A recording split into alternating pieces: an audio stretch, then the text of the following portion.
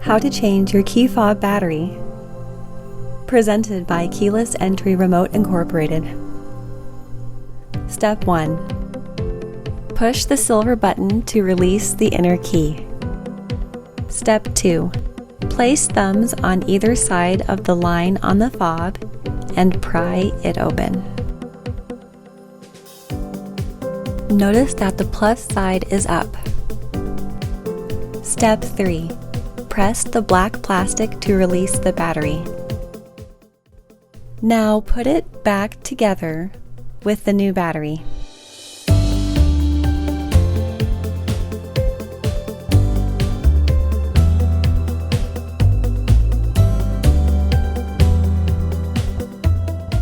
If you found this video helpful, please like and subscribe. That way, next time you need a new key fob, you'll know where to go.